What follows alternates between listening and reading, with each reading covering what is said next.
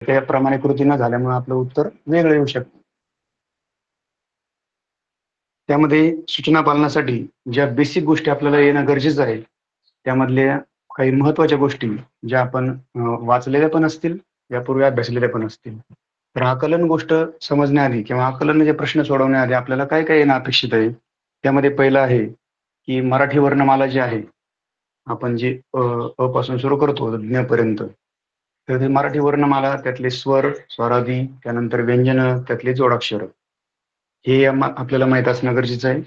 त्यानंतर प्रत्यय घटित शब्द, उपसर्ग घटित शब्द. प्रत्यय म्हणजे शब्दाच्या नंतर लागलेला शब्द, जोडलेला शब्द आणि उपसर्ग म्हणजे शब्दाच्या आधी जोडलेला शब्द. तर या दोन्ही गोष्टी आपल्याला माहीत असणं गरजेचं आहे. त्यानंतर वर्णमालेमध्ये जी जोडाक्षरं आहेत. आता वर्णमालेमध्ये आपण जोडाक्षरं लवकर आपल्या लक्षात राहत नाहीत किंवा येत नाहीत लक्षात. उदाहरणार्थ क्ष आणि ज्ञ हे जोडाक्षर आहेत. क्ष आणि ज्ञ ही आपल्या वर्णमालेतली जोडाक्षर आहेत. मात्र आपल्या ती लक्षात येत नाहीत, की आपण असं समजतो की ती व्यंजनच आहेत. मात्र क्ष आणि ज्ञ ही व्यंजनं नसून ही जोडाक्षर आहेत. जेव्हा जेव्हा शब्दामध्ये असं विचारलं जातं किंवा प्रश्नामध्ये विचारलं जातं, की या वाक्यामध्ये आलेले जोडाक्षरयुक्त शब्द शोधा. तेव्हा आपण क्ष आणि ज्ञ हे सहजगत्या विसरून जातो आणि आपण ते मोजताना चुकतो. त्याचप्रमाणे काही जोडाक्षर आपण समजतो, मात्र ती जोडाक्षर नसतात. उदाहरणार्थ कृपा या वाक्यामध्ये आपण कृ हे जोडाक्षर समजतो, मात्र हे स्वरचिन्ह आहे. हे जे क च्या खाली जे जोडलेलं आहे हे स्वरचिन्ह आहे, हे जोडाक्षर नाही. हे र जोडलेलं नाही.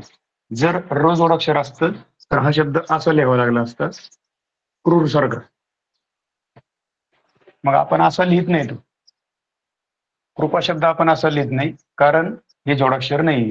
कृपा शब्द आपण असा लिहितो. कृष्णामध्ये पण तसंच. हे स्वरचिन्ह आहे आणि या प्रकारे जर लिहिलं, हा शब्द आपण क्रूर शब्द लिहितो पहा असं. म्हणजे हे जोडाक्षर आहे. क आणि र हे जोडलेलं आहे त्याला. यामध्ये मात्र तसं नाही. हे जोडाक्षर नाही. बऱ्याचदा आपण हे कन्फ्युज होऊन जातो, की कृपा, कृष्ण. कृष्णमध्ये श्न हे जोडाक्षर आहे, मात्र क्रू हे जोडाक्षर नाही. त्यामुळे त्या ठिकाणी एकच जोडाक्षर आहे. तर ज्या ठिकाणी या प्रकारचं स्वरचिन्ह लावलेलं आहे, त्याला जोडाक्षर समजायची चूक करायची नाही. अन्यथा आपल्या हातचा मार्क जाऊ शकतो. सो हे एक लक्षात ठेवायचे. क्रू आहे, त्यानंतर वृत्ती, पृथा, हृदय. हृदय सुद्धा जोडाक्षर नाही. बऱ्याच जणांना असं वाटतं की ह आणि र जोडलेलं आहे, मात्र ते स्वरचिन्ह आहे. हृदय शब्दामध्ये जे इथं जोडलेलं असतंय त्याच्या पोटामध्ये, त्या ठिकाणी हृदय शब्दाला जोडलेलं हे स्वरचिन्ह आहे, हे जोडाक्षर नाही. बऱ्याचदा आपण ती चूक करतो, तर ती चूक करायची नाही.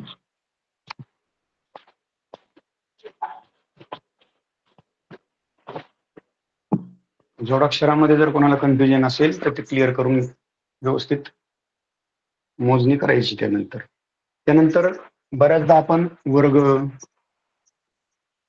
धर्म हे जे र ची जोडाक्षर आहेत, यामध्ये आपलं कन्फ्युजन होऊ शकतं की जोडाक्षर मोजताना चुका होतात आणि मग आपण ते मार्क जातात. आता या ठिकाणी जे रफार आहेत, जिथं जिथं र जोडलेलं आहे ते जोडाक्षरच आहे, ते रफारच आहे. तर त्यामध्ये काही मिस्टेक होण्याचं काही कारण नाही. रफार हा आपल्याला सर्वांना समजतोच. त्यामुळं हे एक लक्षात असावं की हे पण जोडाक्षरच आहे. त्या ठिकाणी जोडलेलं अक्षर आहे र. त्यानंतर र हा वेगवेगळ्या प्रकारे जोडला जातो. एक रफारामध्ये वर्ग, काही ठिकाणी प्रवास शब्दामध्ये प च्या पोटामध्ये जोडला जातो र. कुऱ्हाड शब्दामध्ये प च्या बाहेर जोडला जातो.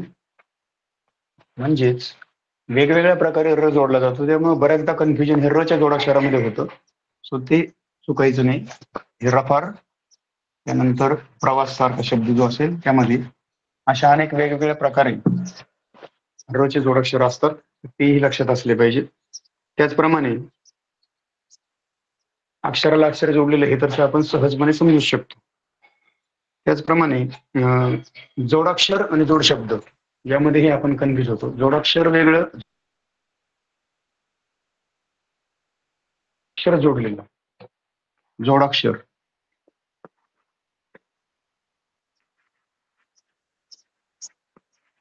जोड अक्षर आणि जोड शब्द असे काही शब्द असतात की आपण जे बोलताना एकत्रच वापरतो. उदाहरणार्थ चहा पाणी, शेतीवाडी, भाकर तुकडा, कपडा लत्ता यासारखे जे शब्द आहेत त्याला आपण जोड शब्द म्हणू शकतो, की त्यामध्ये जोडाक्षर नाही. यामध्ये जोडाक्षर नाही, याला आपण जोड शब्द म्हणायचे, जे आपण बऱ्याचदा स्कॉलरशिपचा अभ्यास करताना वाचत असतो. त्याचप्रमाणे आपल्या पुस्तकामध्ये सुद्धा असतात. जोडाक्षरामध्ये कर्म, इच्छा, आता इथं म ला र जोडलेलं आहे, च ला छ जोडलेलं आहे. या ठिकाणी अक्षराला अक्षर जोडलंय म्हणून त्याला जोडाक्षर म्हणतात. या पद्धतीने जोडाक्षर आणि जोड शब्द यातलं कन्फ्युजन दूर करून घ्यायचे. त्यानंतरचा पुढचा मुद्दा आहे, एकदा या बेसिक गोष्टी शिकल्यानंतर आपण प्रश्नांकडे जाऊया. कशा प्रकारचे प्रश्न यावरती विचारले जाऊ शकतात आणि आपण कशा प्रकारे त्याला उत्तर काढायची. त्यानंतर या गोष्टीसाठी आणखी काही माहिती गरजेची आहे, ती म्हणजे मराठी व्याकरणाच्या ज्या बेसिक गोष्टी आहेत, नाम, सर्वनाम, विशेषण, क्रियापद आणि क्रियापदाचा काळ, या 4-5 गोष्टीही आपल्या लक्षात असणं गरजेचं आहे, की नाम, त्यानंतर सर्वनाम, विशेषण आणि क्रियापद. कारण प्रश्न असा असतो की वाक्यातील नाम आणि सर्वनाम यांच्या संख्येमध्ये कितीचा फरक आहे, किंवा या वाक्यामध्ये आलेले विशेषण किती आहेत, म्हणजे अशा प्रकारच्या सूचना त्यामध्ये असतात. त्यामुळं त्या ठिकाणी आपल्याला त्या बेसिक गोष्टी माहीत असणे गरजेचे आहे. नाम माहीत असावं, सर्वनाम माहीत असावं, विशेषण, क्रियापद आणि क्रियापदाची काळ. काळामध्ये फक्त मूळ 3 काळ जरी लक्षात असली, वर्तमान, भूत आणि भविष्य, तरी ती माहिती पुरेशी आहे. त्यानंतर एखाद्या शब्दाचा समानार्थी, विरुद्धार्थी या बेसिक गोष्टी जर आपल्या वाचून झालेल्याच असतात. त्याचप्रमाणे म्हणी आणि वाक्प्रचार. एखादी म्हण पूर्ण करा किंवा त्या प्रकारचे जे प्रश्न असतात, किंवा त्या म्हणीचा तिसरा अक्षर कोणतं, किंवा म्हणीतला चौथा शब्द कोणता, किंवा अशा प्रकारचे प्रश्न त्यावरती येतात. वाक्प्रचारही त्यातलंच माहिती आहे. त्यानंतर दिलेल्या अक्षर समूहापासून आणि शब्दापासून अर्थपूर्ण शब्द तयार करणे. अक्षरं उलटी सुलटी दिलेली असतात, ते अक्षरं जुळवायची, त्याचा शब्द बनवायचा आणि मग त्यामध्ये जी सूचना सांगितलेली आहे की कितवं अक्षर शोधा, 7वं, 5वं, 4थं, जे अक्षर शोधायचं सांगितलं असेल, अगोदर अर्थपूर्ण शब्द तयार होणं गरजेचं आहे. अर्थपूर्ण शब्द तयार न करता आपण तो प्रश्न सोडवू शकत नाही, आणि त्यामुळे अर्थपूर्ण शब्द जुळवता येणं हेही तितकंच महत्वाचं आहे. त्याचप्रमाणे शब्दात किंवा वाक्यामध्ये एखादं अक्षर किती वेळा आलंय ते मोजून त्याचं उत्तर लिहायचं. मग एखादं अक्षर किती वेळा आलंय हे मोजण्यासाठी काय आपल्याला वेगळं काही करण्याची गरज नाही. त्यातलं फक्त अक्षर व्यवस्थित मोजायचेत.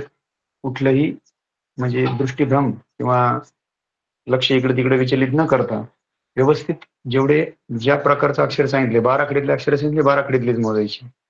म्हणजे ज्या प्रकारचं अक्षर सांगितलं असेल तेवढेच मोजायचे, किंवा जे अक्षर सांगितलं तेवढंच. मग कधी कधी त किती वेळा आलाय आणि प किती वेळा आलाय, त्यामध्ये कितीचा फरक आलाय, या प्रकारचे प्रश्न त्यावरती विचारले जाऊ शकतात.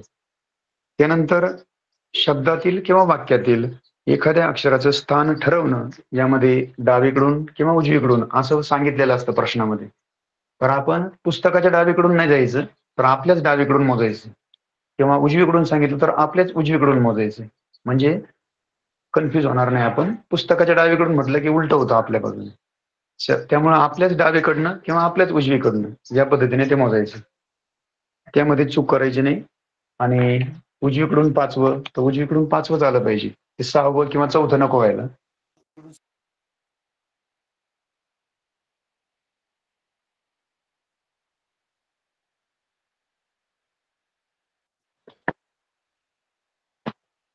तर त्याच बाजूने मोजायचं त्याला. ज्या साईडने किंवा डावीकडून म्हटलं तर डावीकडून, उजवीकडून म्हटलं तर उजवीकडून, या पद्धतीने ते मोजायचे.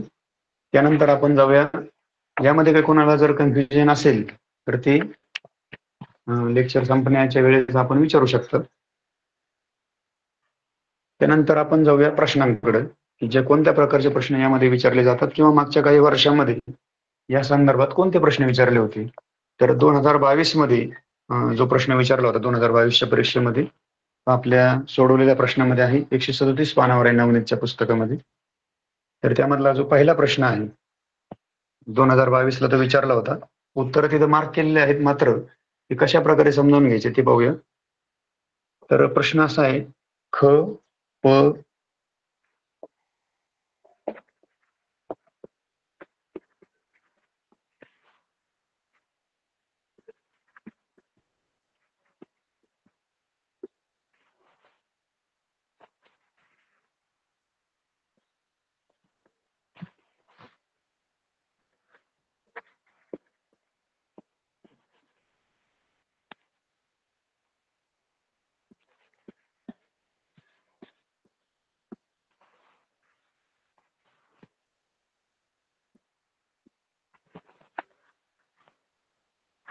या अक्षरमालेत, आता अक्षरमालेमध्ये एकूण अक्षर आहेत 3, 3, 6, 3, 9, 3, 12, 3, 15, 17 अक्षर आहेत. या अक्षरमालेत कोणती अक्षरे समान वेळा आली आहेत? समान वेळा म्हणजे सारख्या वेळा. आता कोणतं अक्षर किती वेळा आलंय हे आपल्याला आधी पटकन काढता आलं पाहिजे. त्यामध्ये सगळ्यात पहिलं अक्षर दिसतंय आपल्याला ख, त्यानंतर दिसतंय प, नंतर ग, नंतर घ, नंतर ड. 5 अक्षर आहेत त्यामध्ये. 5 अक्षरामध्ये कोणतं अक्षर किती वेळा आलंय? ख किती वेळा आलंय? 1, 2, 3. प किती वेळा? 1, 2, 3, 4, 5.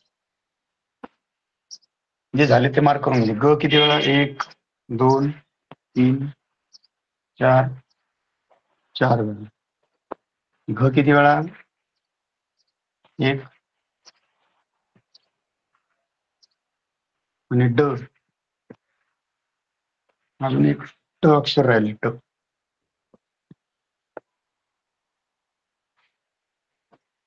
ट 1 आणि 2 वेळा, आणि ड 1 आणि 2 वेळा.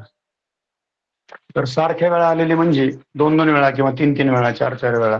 यामध्ये 2-2 वेळा कोणते अक्षर आले? ड आणि ट. आणि पर्यायामध्ये ड आणि ट पर्याय दिलेला आहे 3 नंबरला. त्यामुळे आपल्याला 3 नंबरच्या पर्यायाला सहजपणे क्लिक करता येते की हे आपलं आन्सर होतंय. आणि हे पर्यायामध्ये जिथं असेल त्याला आपण मार्क करून द्यायचे आणि त्याप्रमाणे ते वरतून रंगवायचे. हा झाला एक सॅम्पल प्रश्न.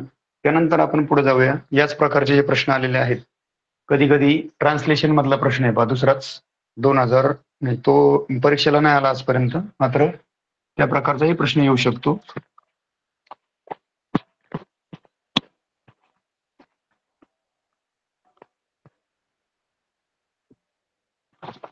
त्या ठिकाणी प्रश्न असा आहे की टुरिस्ट या शब्दासाठी पुढीलपैकी कोणता पर्यायी मराठी शब्द वापरतात?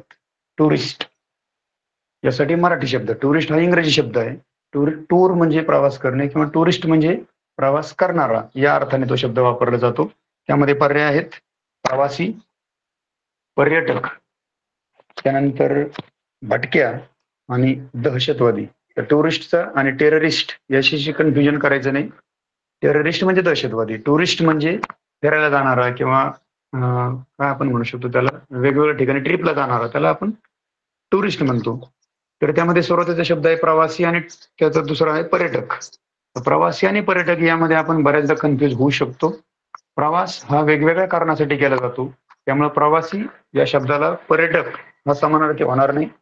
पर्यटक प्रवासच करत असतो, मात्र पर्यटन करणं याचा हेतू वेगळा आहे प्रवासाचा, आणि प्रवास करण्याचे वेगवेगळे मार्ग आहेत किंवा वेगवेगळे त्याची कारणं आहेत. प्रवास हा नोकरीनिमित्त किंवा काही कामानिमित्त केला जातो, मात्र टुरिस्ट हा फक्त फिरण्यासाठी जात असतो.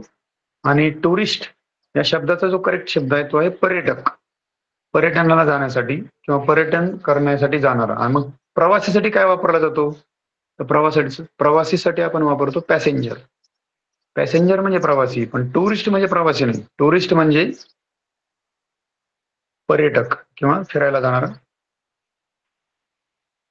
कधी कधी अशा सोप्या शब्दांना किंवा सोप्या प्रश्नांना आपण कन्फ्युज होऊन त्या ठिकाणी चुकीची उत्तर देऊन गोंधळू शकतो. त्यानंतर आहे 2020ला विचारलेला प्रश्न आहे, 2020च्या परीक्षेमध्ये. त्या ठिकाणी प्रश्न आहे की क्रियाविशेषण दर्शक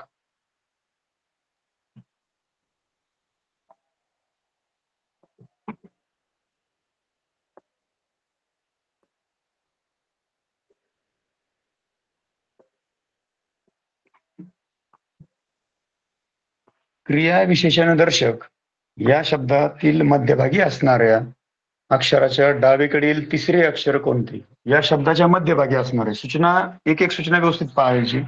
मध्यभागी म्हटलं की इकडनं एक, इकडनं एक, 2 2, 3 3, 4 4. मध्यभागी अक्षर आलंय श.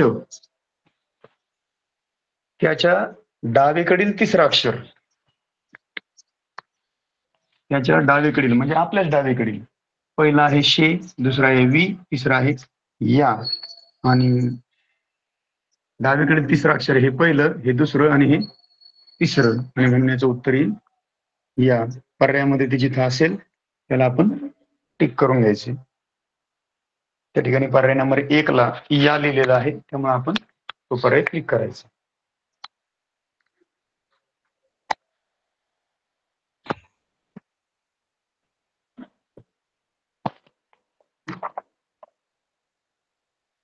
त्यानंतर आता हे सोडवलेले प्रश्न आहेत. 4था आहे, 5वा आहे, 6वा आणि 7वा हे सोडवलेले प्रश्न आहेत. आता आपण जे सोडवलेले नाहीत, आता यामध्ये जवळजवळ 11 प्रश्न सोडून दिलेले आहेत. 11 प्रश्न सोडून दिलेले आहेत की जे मागच्या काही वर्षांमध्ये काही पेपरमध्ये आलेले आहेत, असे काही प्रश्न दिलेले आहेत. आणि त्यानंतर स्वाध्याय 1.1 मध्ये आपल्याला सरावासाठी प्रश्न दिलेले आहेत. त्यामध्ये जवळपास 30 प्रश्न आहेत.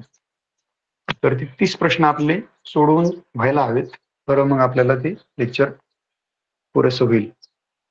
आता स्वाध्याय 1.1 कडे जाण्यापूर्वी जर सोडवलेल्या प्रश्नांचं त्या ठिकाणी स्पष्टीकरण दिलेलं आहे, जर त्यापैकी एखादा प्रश्न आपल्याला अडत असेल किंवा अडचणीचा वाटत असेल किंवा तो समजत नसेल क्लिअरली, तर त्याच्या स्पष्टीकरणासाठी आपण हे 30 प्रश्न सोडून झाल्यानंतरचा वेळ आपण त्यासाठी देऊ शकतो. मात्र त्या 30 प्रश्न आधी होणं आपलं आवश्यक आहे किमान, कारण या अगोदरचे जे सोडून दिलेले प्रश्न आहेत त्याचं स्पष्टीकरण सुद्धा तिथं दिलेलं आहे, त्यामुळे ते आपल्याला थोडेफार लक्षात येऊ शकतात. मात्र हे जे पुढचे स्वाध्याय 1.1 मधले प्रश्न आहेत त्यांचं स्पष्टीकरण दिलेलं नाही, फक्त पर्याय नंबर दिलेले असतात उत्तरामध्ये. पर्याय नंबर दिल्यामुळे आपल्याला ते उत्तर कसं आलं किंवा काय प्रकारे त्याचं स्पष्टीकरण आहे हे आपल्याला तिथं दिलेलं नसतं. आणि त्यामुळं आपण अगोदर जे सोडवलेले प्रश्न आहेत ते न घेता त्यातले 3 घेतले आपण. आता त्यानंतरचे जे पुढचे 8 प्रश्न आहेत, 4 पासून पुढे 11 पर्यंतचे, ते आपण हे सरावाचे प्रश्न झाल्यानंतर त्याचा विचार करूया. नाही झाले तर आपण स्पष्टीकरणातून त्याचं समजून घेऊ शकतो, कारण त्या ठिकाणी त्याचं स्पष्टीकरण दिलेलं आहे की उत्तर कसं आलं. मात्र सरावासाठीच्या प्रश्नातला पहिला प्रश्न आता आपण वाचूया. तर त्यामध्ये आहे 2023 या वर्षी तो प्रश्न परीक्षेला आला होता 2 वर्षांपूर्वी. तर तो प्रश्न असा आहे, शैक्षणिक क्षेत्रातील अण्णांच्या उत्तुंग कार्यामुळे त्यांना सर्वजण कर्मवीर म्हणून ओळखतात. मी पाळ्यावरती वाक्य लिहितोय.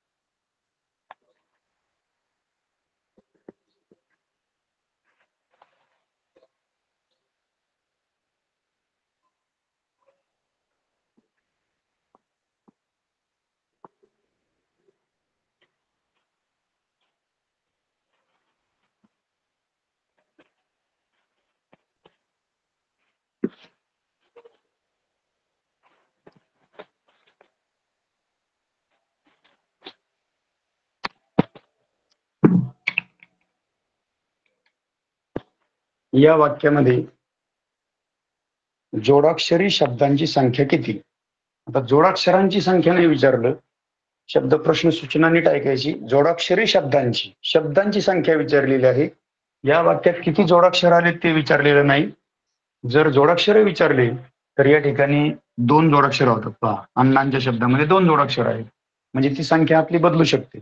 म्हणून जोडाक्षरांची संख्या किती असं विचारलेलं नाही, तर जोडाक्षरयुक्त शब्द किंवा जोडाक्षरी शब्द अशा पद्धतीने तो प्रश्न विचारलेला आहे की जोडाक्षरी शब्दांची संख्या किती, म्हणजे असे शब्द की ज्यामध्ये जोडाक्षर आलेले आहेत, 1 किंवा 2 किंवा किती असतील, किमान 1 जरी जोडाक्षर असेल तरीही त्या ठिकाणी आपण त्याला जोडाक्षरी शब्द असं म्हणता येईल आणि त्याला आपल्याला मोजता येईल. आता बऱ्याचदा काय होतं, मी सुरुवातीला सांगितलं की क्ष हे आपण जोडाक्षर समजत नाही बऱ्याचदा, मात्र ते जोडाक्षर आहे, त्यामुळे हा पहिला शब्द झाला क्ष. त्यामध्ये आलेला जोडाक्षर आहे क्ष. दुसऱ्यामध्ये त्र पण आलाय आणि क्ष पण आलाय. मग हे दोन जोडाक्षर नाही मोजायचे. जोडाक्षरयुक्त शब्द एकच आहे त्यातला.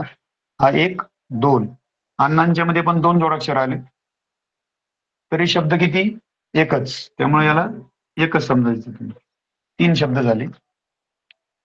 4, 5 इथं रफर आहे. 6 इथं रफर आहे. 7 कर्मवीरला रफर आहे. 8 आणि म्हणून 9. 1, 2, 3, 4, 5, 6, 7, 8, 9.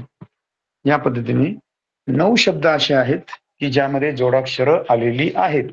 जर आपण जोडाक्षरांच्या हिशोबाने मोजायला गेलो तर इथं भरेल 1, 2, 3, 4, 5, 6, 7, 8, 9, 10, 11 आणि मग आपलं उत्तर चुकेल. 11 पर्याय त्या ठिकाणी दिलेलाच नाही. त्यामुळे आपण त्या बाजूने जायचं नाही. त्या दृष्टीने विचार करायचा नाही. आपण शब्द मोजायचे. जोडाक्षरी शब्द विचारले, शब्दांची संख्या विचारली, शब्दांची संख्या सांगायची. मुळात या वाक्यामध्ये एकूण शब्दच 10 आहे. त्यामुळे त्यापेक्षा मोठं उत्तर असण्याची शक्यता नाही. जोडाक्षरी शब्दांची संख्या विचारली, त्यामुळे प्रश्न समजून घेणं हे सूचना पालनमध्ये अतिशय महत्वाचं आहे. आता दुसरा प्रश्न आहे त्यातला, गरज ही शोधाची जननी आहे असं वाक्य नाहीये तिथं दिलेलं. मात्र थोडंसं वाक्य फिरून दिलंय, पण आपल्याला ती सुविचार किंवा जी म्हण आहे ती माहिती आहे. त्यामुळे आपण ती सहजपणे करेक्ट करू शकतो, कारण आपण ती अनेक वेळा वाचलेली असते. त्या ठिकाणी वाक्य दिले, जननी ही गरज शोधाची आहे. जननी ही गरज शोधाची आहे.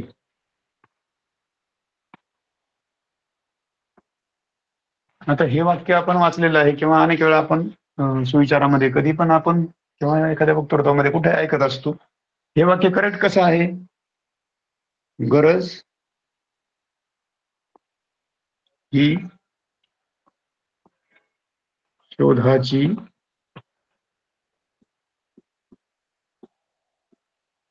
जननी आहे. गरज ही शोधाची जननी आहे. या प्रकारे ते आपल्याला बरोबर करून घ्यायचे पटकन. आणि त्यात विचारलंय, प्रश्न असा आहे की त्या वरती हे वाक्य दिलंय आणि सांगितलंय की या शब्दांपासून अचूक अशी म्हण तयार करा. आणि या म्हणीतील समक्रमांकाच्या स्थानावर असलेली अक्षरे क्रमाने मांडा. समक्रमांकावरच्या अगोदर म्हण तयार केली, आपण म्हण तयार केली. दुसरी सूचना काय आहे? समक्रमांकाचे अक्षर मांडा. सम म्हणजे 2, 4, 6. 2, 4, 6, 8, 10, 12. ही क्रमाने मांडा. र मांडला, ही मांडला, धा मांडला, ज मांडला, मी आणि हे. समक्रमांकाची अक्षरं मांडली आणि समक्रमांकाची अक्षरं मांडल्यानंतर या मांडणीमध्ये उजवीकडून तिसऱ्या स्थानावर कोणते अक्षर आहे? उजवीकडून तिसऱ्या स्थानावर. उजवीकडून तिसरं हे पहिलं, आपल्या उजवीकडून पहिलं, दुसरं, तिसरं आणि ते अक्षर आहे ज आणि पर्यायामध्ये ते आहे 4 नंबरला. त्यामुळं आपल्याला सूचना प्रत्येक व्यवस्थित समजणं गरजेचं आहे. समक्रमांकाची अक्षरं मांडली, समच मांडली, विषम मांडायचं नाही. अगोदर म्हण बरोबर करायची, त्यानंतर समक्रमांकाची अक्षरं मांडायची, मग उजवीकडून तिसरं अक्षर पाहायचं. डावीकडून तिसरं नाही, उजवीकडून तिसरं. आपल्याच उजवीकडून घ्यायचं. आपली उजवा हात जिकडे आहे तिकडनं उलट मोजत द्यायचं. उजवीकडून म्हटलं की शेवटून मोजायचं, डावीकडून म्हटलं की सुरुवातीकडून मोजायचं. डावीकडनं म्हणजे सुरुवातीकडून आणि उजवीकडून म्हटलं की शेवटाकडून. या पद्धतीने लक्षात ठेवायचं. आपला उजवा हात म्हणजे उजवीकडून, आपला डावा हात म्हणजे सुरुवातीच्या बाजूने. या पद्धतीने ते मोजायचे आणि चुका करायच्या नाही. समक्रमांकाचे अक्षर सांगितले, समज लिहायची. हे झालं दुसरा प्रश्न. यानंतर क्वेश्चन नंबर 3.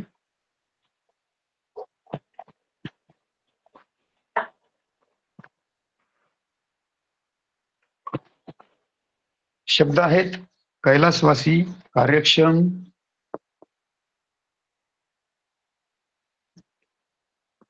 कैलासवासी, कार्यक्षम,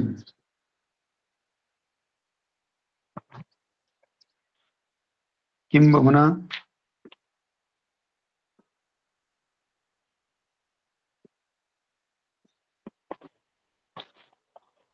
कुंकू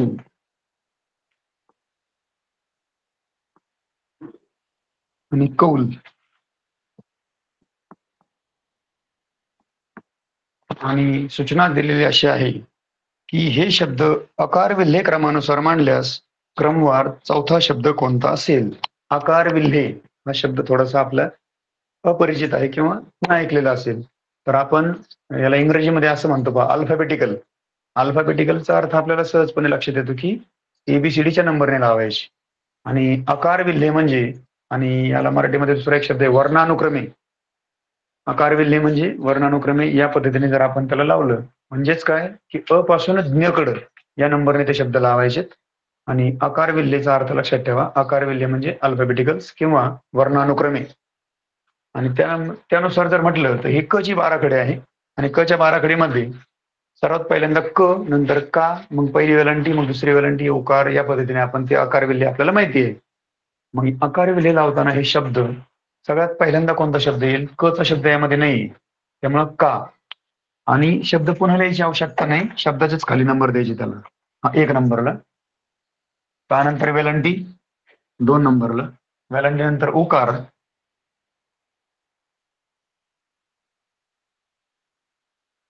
हे 3 नंबरला, त्यानंतर के किंवा कै हे 4 नंबरला जाईल आणि कौ हे 5 नंबरला जाईल.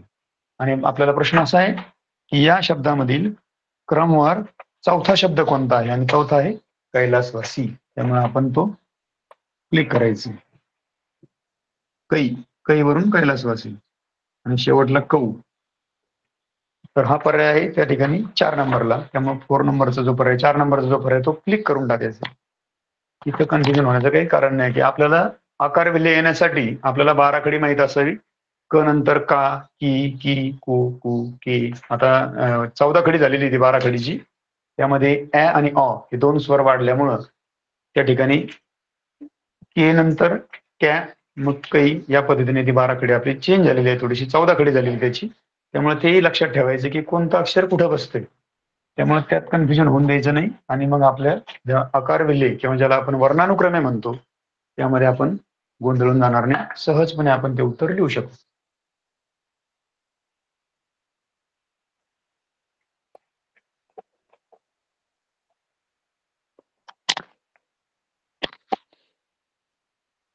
त्यानंतर प्रश्न 4था आहे, तुटक्या फुटक्या माठातील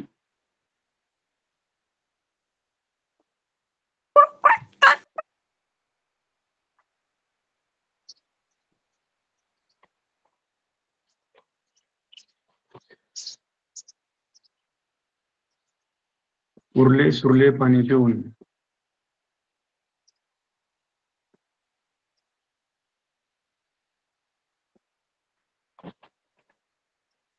घटा घटा पिऊन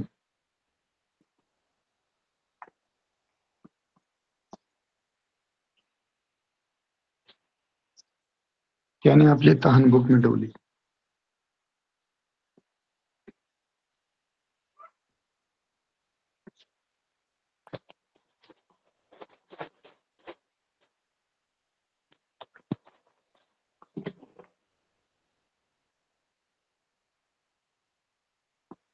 आणि प्रश्न आहे त्यामध्ये, या वाक्यात एकाच शब्दाची पुनरावृत्ती होऊन बनलेले किती शब्द आहेत. एकाच शब्दाची पुनरावृत्ती म्हणजे तोच शब्द डबल आलेला असेल किंवा पुन्हा आलेला असेल, त्यावेळेस आपण त्याला पुनरावृत्ती म्हणू शकतो. जर त्यामध्ये एखादा अक्षर चेंज असेल, आता तुटक्या फुटक्या हे पुनरावृत्ती होणार नाही, तुटक्या तुटक्या असलं तर पुनरावृत्ती म्हणता येईल. तुटक्या आणि फुटक्या हे एक यमक जुळणारे किंवा ज्याला आपण म्हणू शकतो जोड शब्द म्हणू शकतो. मात्र तुटक्या फुटक्या ही पुनरावृत्ती नाही. पुनरावृत्ती म्हटल्यानंतर तोच शब्द पुन्हा आला पाहिजे. भळभळ किंवा थरथर, या ठिकाणी थर आणि थर पुनरावृत्ती झाली. तसं जर असेल तरच त्याला पुनरावृत्ती म्हणता येईल. उरले सुरले ही पुनरावृत्ती नाही, उरले उरले असतं तरच. त्यानंतर असं ज्या ठिकाणी आलेलं आहे की ज्या ठिकाणी तोच शब्द डबल आलेला आहे किंवा पुन्हा आलेला आहे आणि तो मिळून शब्द बनलेला आहे.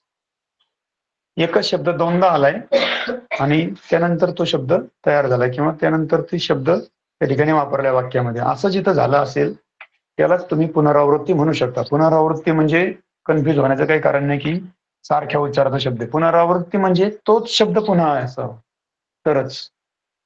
शब्द जेव्हा रिपीट असेल तरच त्याला पुनरावृत्ती म्हणता येईल. आणि तो शब्द आहे घटा घटा. आणि असा एकच शब्द आलेला आहे पुनरावृत्ती झालेला, आणि त्यांनी तेच विचारले की या वाक्यात एकाच शब्दाची पुनरावृत्ती होऊन तयार झालेले किती शब्द आहेत, आणि तो आहे एकच, आणि पर्याय आहे 4 नंबरचा. एकच शब्द असा आहे की जो पुनरावृत्ती होऊन बनलेला आहे, तो आहे घटा घटा. की त्या ठिकाणी घटा आणि घटा हे दोन एकाच शब्दाची पुनरावृत्ती होऊन बनलेलं आहे. बाकीचे तुटक्या फुटक्या नाही आणि उरले सुरले नाही, हे शब्द त्यामध्ये घेता येणार नाहीत. हे लक्षात ठेवायचे. कोणतीही छोटीशी चूक त्यामध्ये करायची नाही, कन्फ्युज राहून अजिबात चुका करायच्या नाही. सोपे सोपे मार्क कदाचित आपले त्यामुळे जाऊ शकतात.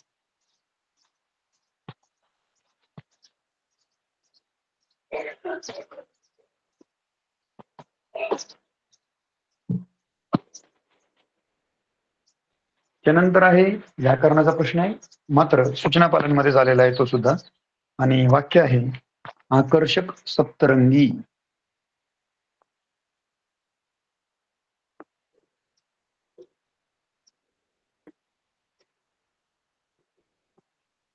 फळ्यावरती मी तेच लिहितोय जे पुस्तकामध्ये वाक्य दिलेले आहेत तेच. त्यामुळे जर फळ्यावरचं क्लिअर नसेल दिसत, पुस्तकात आपण पाहून ते वाक्य पाहू शकता.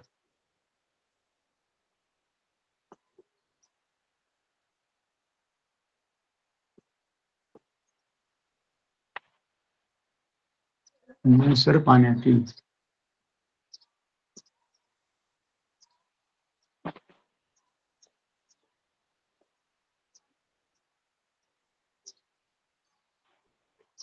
विलोभनीय प्रतिबिंब.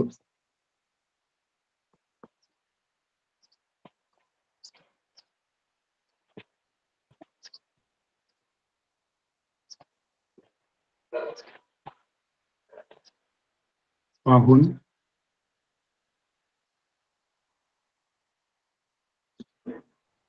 दुष्यंताचे अस्थिर मन सुखावले.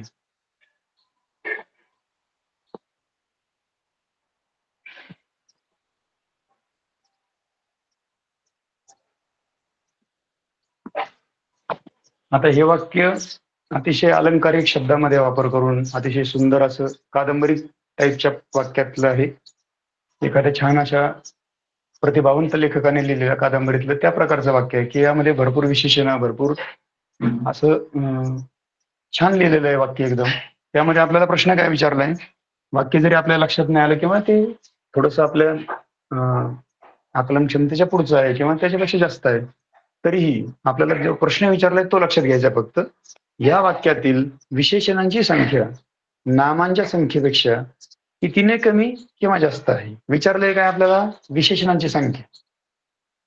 मग नामापेक्षा कितीने जास्त आहे, कितीने कमी आहे, मग आपण विशेषणाचा विचार करायचा आधी, नामाशी त्याची तुलना करायची. मात्र त्याआधी विशेषण किती आणि नाम किती हे आपल्या लक्षात आलं पाहिजे. या वाक्यामध्ये विशेषणं जे आहेत त्याला आपण अंडरलाईन करायची किंवा तुम्हाला जे वाटेल ते खून करू शकता तुम्ही. विशेषणासाठी मी अंडरलाईन करतोय आणि नामासाठी मी गोल करतोय.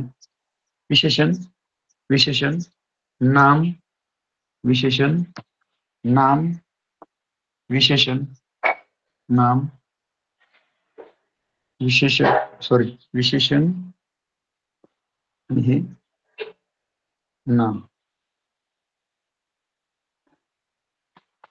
आता विशेषण जर पाहिली 1, 2, 3, 4, 5. विशेषण म्हणजे काय, नामाबद्दल माहिती सांगणारा शब्द. मग कसं इंद्रधनुष्य, तर आकर्षक आणि सप्तरंगी असं इंद्रधनुष्य. मग इंद्रधनुष्य झालं नाव किंवा नाम, आणि हे झाले त्याचे दोन विशेषण. कसं पाणी, निळसर पाणी. निळसर झालं विशेषण आणि पाणी झालं नाम. प्रतिबिंब, कसं प्रतिबिंब, विलोभनीय, आणि म्हणून हे झालं विशेषण, हे झालं नाम. कसं मन, अस्थिर मन, मन झालं नाम आणि अस्थिर झालं विशेषण. विशेषणाची संख्या इथं मोजली 1, 2, 3, 4, 5. विशेषण आहेत 5. नाम किती येतं, गोल केलेले 1, 2, 3, 4. मग आता विशेषणांची संख्या नामापेक्षा, सॉरी दुष्यंत एक राहिलं. दुष्यंत, त्याला विशेषण नाही दुष्यंताला. नाम आणि विशेषण दोन्ही सारखे सारखे होत आहेत, त्यामध्ये दुष्यंत राहिलं होतं त्याला विशेषण नसल्यामुळं. लक्षात नाही आलं तर हे 5 विशेषण आणि 5च नाम झालेले आहेत. नामामध्ये इंद्रधनु आहे, पाण्यातील आहे, प्रतिबिंब आहे, दुष्यंत आणि मन, हे 5 नाम आणि हे 5 विशेषण. 5च नाम आणि 5च विशेषण. आणि मग अशा ठिकाणी तुम्ही कितीने कमी कितीने जास्तचा विचार नाही. दोन्ही संख्या समसमान आणि पर्याय आहे 1. संख्या समसमान असणे. संख्या समसमान आहे कारण दोन्ही 5-5 आहेत. नाम 5 आहेत, विशेषण 5 आहेत. त्यानंतर 6वा प्रश्न आहे.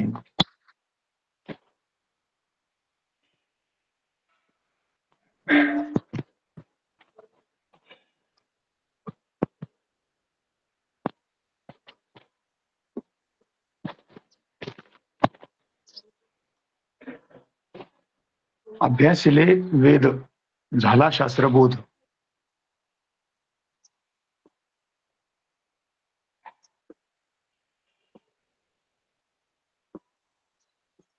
अभ्यासिले वेद झाला शास्त्रबोध.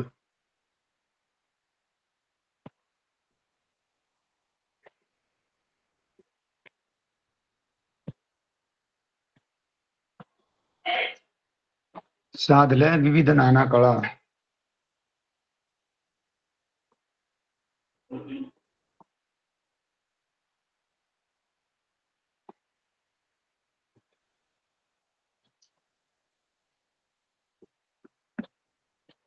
आणि प्रश्न असा आहे त्याच्यावरती, या ओळीतील नाना या शब्दाचा अर्थ खालीलपैकी कोणता, किंवा या शब्दाचा अर्थ पर्यायापैकी कोणता असेल. तर या ठिकाणी नाना, आपण जनरली नाना हे मराठीमध्ये आपण एखाद्या व्यक्तीला संबोधताना वापरतो. एक आदरार्थी दादा, नाना, मामा या प्रकारे वापरतो. मात्र इथं नानाचा अर्थ तो नाही. तर त्या नाना या शब्दाचा अर्थ जो आपल्याला अपेक्षित आहे किंवा ज्या वाक्यामध्ये जो अपेक्षित आहे तो पर्यायापैकी आपल्याला शोधायचा आहे. पर्यायामध्ये 4 शब्द दिलेले आहेत. त्यामध्ये आहे वडील, आजोबा, विविध आणि नाही. तर मी आधीच सांगितलं की नाना शब्दाचा अर्थ त्या अर्थाने घ्यायचा नाहीये आणि म्हणून वडील आणि आजोबा हे 2 पर्याय तर कट झाले. नाही, ना, ना हे जर सुट्ट सुट्ट असतं, अक्षर वेगवेगळे असते, तर आपण त्याचा नकार या अर्थाने शब्द वापरू शकतो. ना, ना किंवा ना असणे, एखाद्या कामाला ना म्हणणे. ना म्हणजे नाही. मात्र हा 4थाही पर्याय कट झाला. मग आता ना ना या शब्दाचा एकच अर्थ उरलाय, तो म्हणजे विविध. विविध नाना काळा. या ठिकाणी विविध आणि नाना, नाना या शब्दाचा अर्थ तोच आहे जो विविध किंवा व्हेरिएशन असणं किंवा विविध वेगवेगळेपणा असणं, त्या अर्थाने नाना शब्द वापरलाय. नाना काळा म्हणजे वेगवेगळ्या किंवा विविध अशा त्या ठिकाणी कला, काळा या अर्थाने तो वापरलेला आहे. नाना शब्दाचा अर्थ आहे विविध.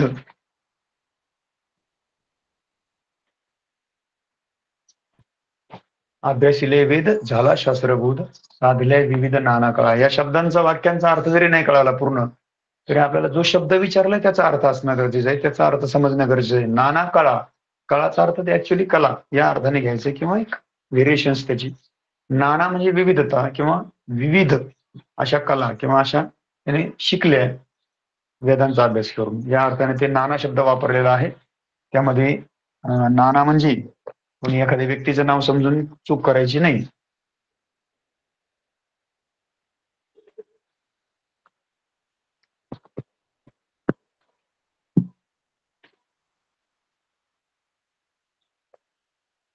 त्यानंतर जसं मी आधी सांगितलं होतं की एखादा अक्षर समूह जुळून शब्द बनवायचा. तर न, अ, का, अर्थ, र हे 5 अक्षर आहेत आणि त्यांनी सांगितलं की या अक्षर समूहापासून अर्थपूर्ण शब्द तयार करा आणि तयार होणाऱ्या शब्दात मध्यभागी असलेल्या अक्षराच्या लगत डावीकडे कोणते अक्षर आहे. आता मध्यभागी अक्षर कोणतं येते हे आधी शब्द तयार झाल्याशिवाय आपल्याला समजणार नाही. शब्द तयार होण्यासाठी अगोदर त्याला जुळून बघा त्यापासून कोणता शब्द तयार होतो. आधी अ आणि थ आलाय अर्थ, त्यामुळं अर्थ शब्द जुळेल. आणि त्यानंतर का, अर्थकारण,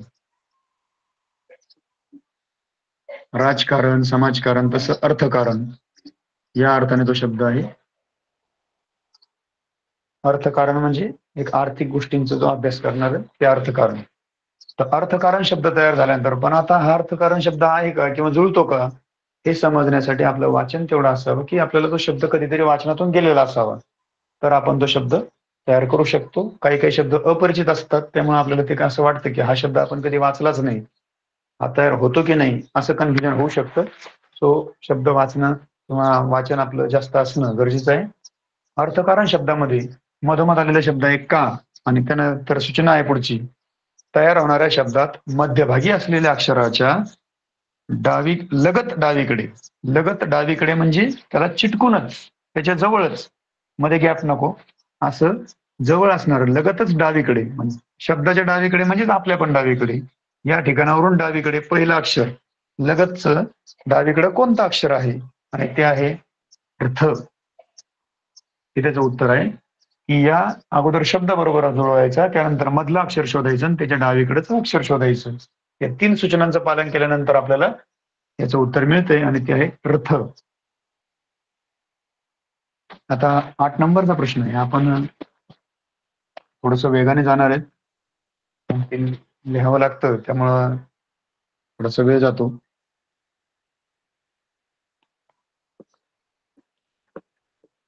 कानामध्ये वारे भरून या न्यारे, ही कविता आपण वाचलेली आहे.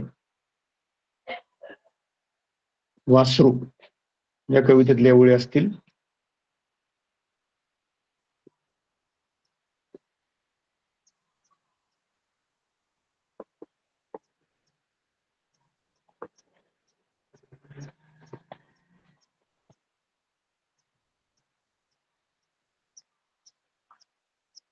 मोकाट मोकाट अफाट अफाट.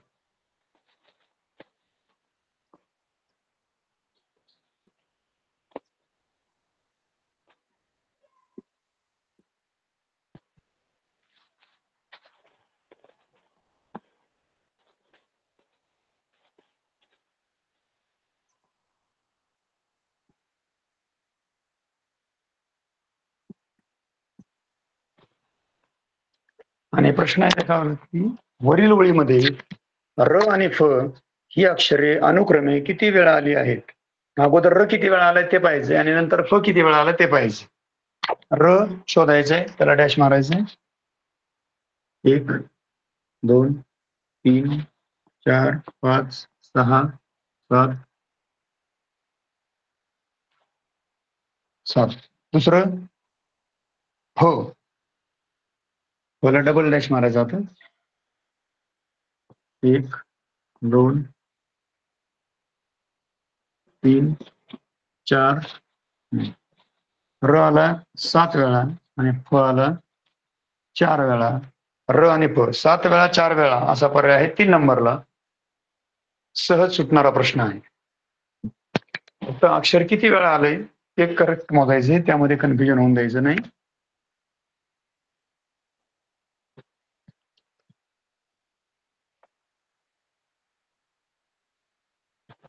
त्यानंतर आहे विशाखापट्टणम. विशाखापट्टणम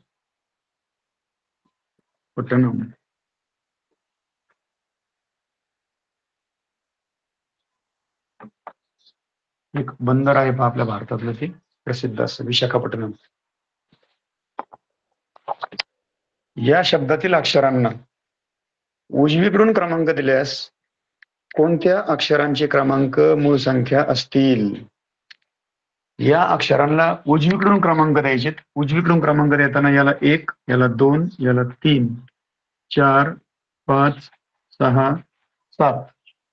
आणि त्यांनी विचारले पुढची सूचना अशी आहे, कोणत्या अक्षरांचे क्रमांक मूळ संख्या असतील. मूळ संख्या आपल्याला माहित असणं गरजेचं आहे. ही एक मूळ संख्या आहे, ही मूळ संख्या आहे, ही पण आहे आणि ही पण आहे. मग कोणते अक्षर आहेत. वी, खा, ट आणि न. हे 4 अक्षर वी, खा, ट आणि न, हे 4 अक्षरांसाठी जे क्रमांक आहेत ते मूळ संख्या आहेत. आणि उरलेल्या एक तर काही मूळ नाही, संयुक्त नाही, आणि 4 आणि 6 ह्या मूळ संख्या नाहीत. आणि क्रमांक मात्र उजवीकडनं द्यायचेत, डावीकडून नाही. डावीकडून दिल्यास त्याचे वेगळे अर्थ निघतील. म्हणून जी सूचना आहे ही अचूक समजणं किंवा अचूक त्याचं पालन करणं हे सगळ्यात महत्वाचं आहे. अन्यथा सोप्या प्रश्नांचे सुद्धा आपण कन्फ्युजन होऊन चुका होऊ शकतात. म्हणून कोणतीही चूक न करता ॲक्युरेट लिहिता येणं किंवा ॲक्युरेट सूचना समजणं हे तितकंच महत्वाचं आहे. आणि हा पर्याय ज्या नंबरला असेल त्याला क्लिक करायचं.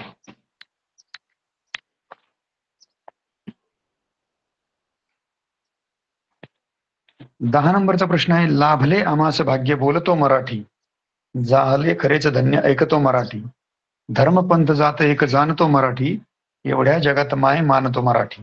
थोडासा सोपा प्रश्न आहे, लिहायला जरा जास्त आहे, त्यामुळे आपण पुस्तकातून समजून घेऊया त्याला. आणि प्रश्न सोपाच आहे. वरील ओळीमध्ये 3 अक्षरी आणि 2 अक्षरी शब्द अनुक्रमे किती आहेत? 3 अक्षरी किती आहेत आणि 2 अक्षरी किती आहेत? 3 अक्षरी त्याला डॅश मारा किंवा गोल करा आणि 2 अक्षरीला वेगळी काहीतरी खूण करा, म्हणजे आपल्या लक्षात येईल सहज.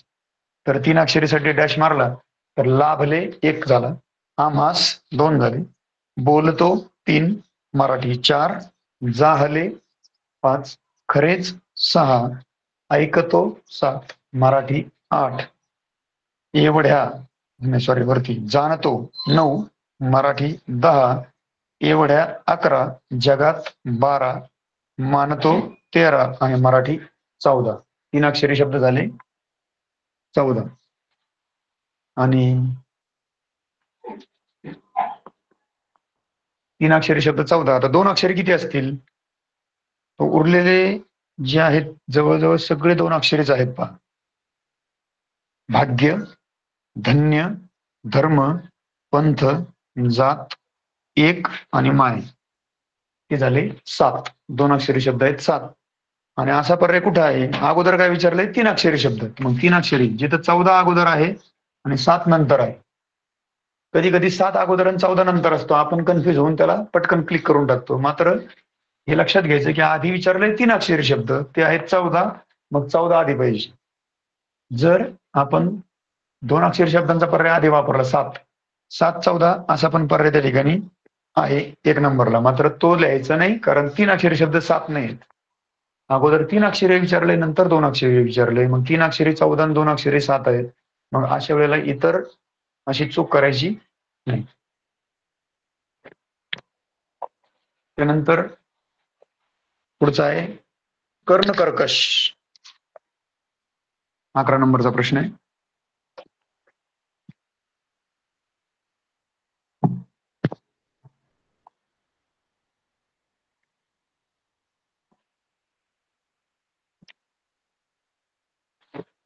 आणि प्रश्नामध्ये लिहिलंय, प्रश्न विचारलाय की या शब्दात एकूण किती व्यंजने आहेत? व्यंजन म्हणजे अक्षराला अक्षर जोडलं असेल तर त्याला 2 समजायचे. आता जे जोडाक्षर आहे याचा अर्थ त्याच्यामध्ये 2 व्यंजन आहेत. एक आहे न आणि एक आहे र. मग अशा ठिकाणी त्याला 2 व्यंजन समजायचे. 2 व्यंजन एकत्र येऊन काय झालाय? तो जोडाक्षर बनले. त्यामुळे हे 2 समजायचे. अक्षर विचारली तर तुम्ही याला 1 समजू शकता. किती अक्षरी शब्द आहे हा? 1 2 3 4 5 अक्षरी. हा शब्द 5 अक्षरी आहे. मात्र त्याची फोड करून त्याची व्यंजन मोजायची म्हटली तर जोडाक्षराचे तुम्हाला 2 व्यंजन धरावे लागतील. जर 3 अक्षर एकत्र येऊन जोडलेलं असेल तर त्याची 3 व्यंजन धरावे लागतील. त्यामुळे मोजताना चुका करायच्या नाही. व्यंजन मोजायची सांगितलीत. व्यंजन मोजताना एक एक अक्षर स्वतंत्र समजायचे. न मध्ये 2 अक्षर आहेत. इथं रफार आहे म्हणजे 2 अक्षर आहेत, क आणि र. श ला श जोडलेला आहे म्हणजे इथं सुद्धा श 2 वेळा आलाय, म्हणजे हे 2 व्यंजन धरायची. क 1 झाला, इथले 2 झाले जोडाक्षरामुळे, इथं 3 4 आणि हा 5 आणि 6. 1 2 3 4 5 6 आणि हे 7 8. इथं 1 2 3 4 5 6 7 आणि 8. या ठिकाणी 8 व्यंजन आपल्याला त्या ठिकाणी पाहायला मिळतील. तसा शब्द पाहिला तर 5 अक्षराचा आहे. शब्द 5 अक्षरी आहे, मात्र व्यंजनांची फोड केली तर तो जवळपास 8 अक्षरी किंवा 8 व्यंजन त्यामध्ये तुम्हाला पाहायला मिळतील. त्यामुळं सूचना काय आहे हेही समजून घेणं महत्वाचं आहे. त्यानंतर 12वा प्रश्न आहे. त्या ठिकाणी वाक्प्रचारांचे अर्थ दिलेत आहेत आणि वाक्प्रचार वाक्यामध्ये वापरून दिलेले आहेत. तर 4 मोठे मोठे वाक्य आहेत. पहिलं वाक्य आहे, महायुद्धात रशियाने जर्मनीला पाणी पाजले. या वाक्यातलं पाणी पाजलेचा अर्थ आहे पराभव केला. दुसरं वाक्य आहे, पाऊस पडू लागल्यावर आमच्या सहलीच्या योजनेवर पाणी पडलं. म्हणजे ते काय झालं, कॅन्सल झालं किंवा रद्द झालं. पाणी पडलं म्हणजे रद्द झालं पाऊस आल्यामुळे. त्याला कितीही समजावून सांगितलं तरी शेवटी पालथ्या घड्यावर पाणीच. पालथ्या घड्यावर पाणीच हा प्रचार आपल्याला माहिती आहे की पालथ्या घड्यावर पाणी म्हणजे कितीही समजावून सांगितलं तरी काही फरक पडत नाही, या अर्थाने आलेला आहे. आणि चौथा आहे, नळ खुला राहिल्यामुळे घरभर पाणी पाणी झालं. इथं मात्र पाणी पाणी झाल्याचा अर्थ रिअल आहे, जो आहे तोच. पाणी पाणी झालं म्हणजे घरात पाणी, भरपूर पाणी साचलं किंवा भरपूर पाणी त्या ठिकाणी जमा झालं. या वाक्यात त्यांनी सांगितलं की ज्या 4 वाक्यांपैकी कोणत्या वाक्यातील शब्दसमूहाचा अचूक अर्थ आलेला नाही. खाली अर्थ दिलेत पहा. पहिलं वाक्य होतं, आता इथं त्यांनी 4 पर्याय दिले. ते 4 पर्यायापैकी कोणत्या वाक्प्रचाराचा अर्थ अचूक नाही म्हणजे चुकलेला आहे. पहिला आहे, पाणी पाणी झालं. हे चौथ्या वाक्यात आलं पहा, घरभर पाणी पाणी झालं. नळ खुला राहिल्यामुळे घरभर पाणी पाणी झालं. मग पाणी पाणी झालं याचा अर्थ इथं काय दिलाय, शर्मेने अर्धमेला झालं. आता ऍक्च्युली तो अर्थ आहे का त्याचा, नाही. इथं तो अर्थ आहे, त्या अर्थाने वापरलेलं नाही. इथं वापरले घरात पाणी साचलं किंवा घरात पाणी झालं. याचा अर्थ शर्मेने अर्धमेला झालं याच्याशी काही कुठलाही दुर्मात्र संबंध नाही. त्यामुळं जो पहिलाच पर्याय आहे तो त्या ठिकाणी चुकलेला आहे. उरलेले जे 3 पर्याय ते आपण वाचूया. पाणी पडलं, सहलीच्या आनंदावर पाणी पडलं याचा अर्थ उत्साह भंग झाला. त्यांना जायचं होतं मात्र पाऊस आल्यामुळे रद्द झाली. तो बरोबर आहे अर्थ. पाणी पाजलं, रशियाने युद्धात पाणी पाजलं, तोही बरोबर आहे, पराभव झाला. आणि तिसरा आहे, पालथ्या घड्यावर पाणी म्हणजे निष्फळ असे श्रम करणं. त्यामुळे तोही बरोबर आहे. फक्त पहिल्यातला जो अर्थ आहे तो चुकलेला आहे आणि त्यामुळे तोच पर्याय क्लिक करायचा. 13 नंबरचा प्रश्न आहे, केले, जातो, होते, पाहिन,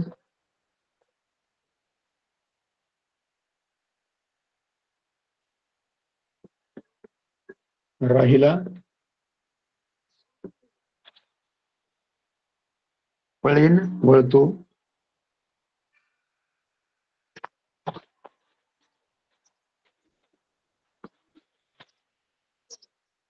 झोपला, जिंकली, लपेन.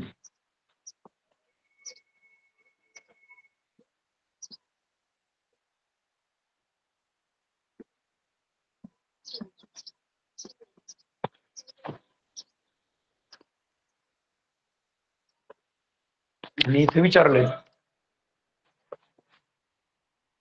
की वरील शब्दापैकी भूतकाळ दर्शवणारे 2 अक्षरी आणि 3 अक्षरी शब्द अनुक्रमे किती आहेत?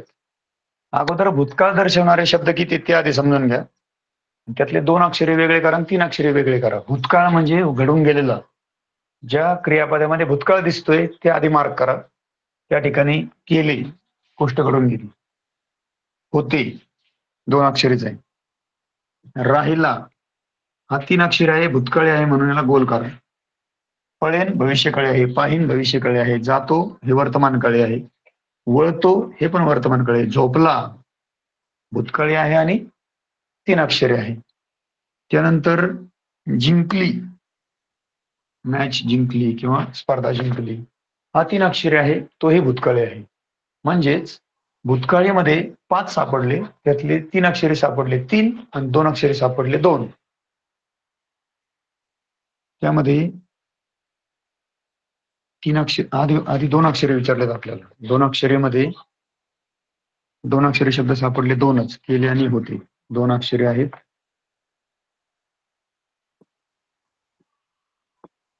2 आणि 3 अक्षरे आहेत 3.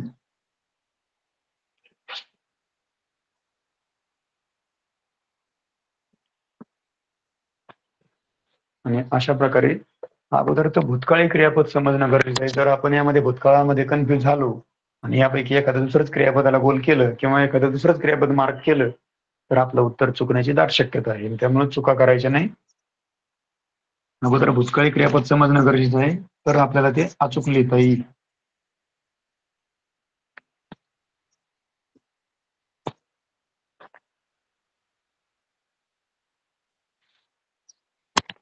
त्यानंतर पुढचं आहे, शिवनेरी गड चढताना 14 नंबरचा प्रश्न आहे. शिवनेरी गड चढताना थकलेल्या राजूला रामने आधार दिला.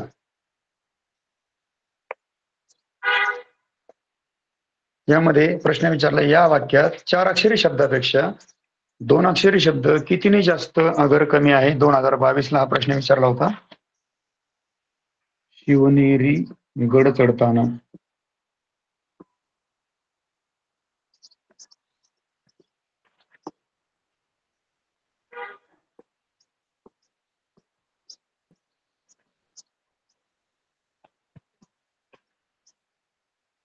थकलेल्या राजूला रामने आधार दिला.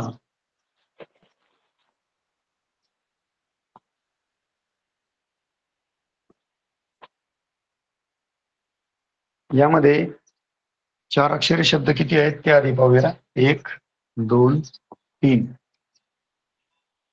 4 अक्षर आहेत, 3 शब्द आणि 2 अक्षरे आहेत, 1 आणि 2. 2 अक्षरे आहेत, 2 शब्द. मग प्रश्न काय विचारलाय? 4 अक्षरी शब्द कितीने जास्त आहे किंवा कितीने कमी आहेत?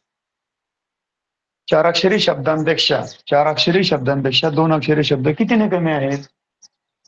4 अक्षरीपेक्षा 2 अक्षरे कितीने कमी आहेत? 4 अक्षरे आहेत 3, 2 अक्षरे आहेत 2. कितीने कमी आहेत? 1 ने कमी आहेत. 1 ने कमी असा पर्याय दिलाय 2 नंबरला. कोणत्यापेक्षा कमी आहे? कशाची तुलना कशासोबत केलेली आहे हे नीट लक्षात घ्यायचे. 4 अक्षरी शब्दापेक्षा कितीने कमी किंवा जास्त आहे?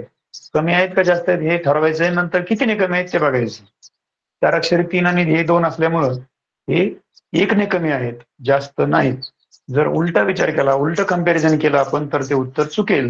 म्हणून कंपॅरिझन करतानाही बरोबर करायचे, म्हणजे प्रत्येक सूचना अचूक पाळायची तर ते जुळणार.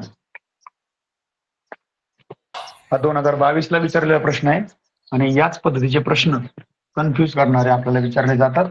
स्कॉलरशिप मध्ये सरळ सरळ सोपा प्रश्न कधीच विचारला जाणार नाही. काहीतरी त्यामध्ये खोड त्यामध्ये दिलेली असते, काहीतरी त्यामध्ये खोट असते, त्याच्यामध्ये आपल्याला आपण कन्फ्यूज होत असतो. पहा, त्या ठिकाणी काहीतरी अशी वृत्ती त्यामध्ये लपलेली असते. आपल्याला असं वाटतं की सहज सोपा प्रश्न आहे, मात्र त्यामध्ये आपलं कन्फ्युजन होतं आणि आपण गडबडीत चुकीचं उत्तर लिहून ते आपले मार्क गमावतो. त्यामुळे सरळ सरळ विचार न करता त्याच्या सगळ्या अंगाने त्या प्रश्नाचा विचार करणं हे आपल्या लक्षात असावं. त्यानंतर धन्यवाद शेळके सर. अतिशय सुंदर पद्धतीनं आपण आकलन हा घटक घेतलेला आहे. जिल्हा परिषद शिक्षण विभागाच्या वतीनं आपलं शतशः धन्यवाद. विद्यार्थ्यांनी उद्या वेळेवर जॉईन व्हायचं आहे. उद्याचं लेक्चर आहे आकलन मधलाच पुढचा घटक आहे, संख्या मालिका. तर उद्या त्याच वेळेला सेम टाइम सेम. धन्यवाद. Thank you everybody.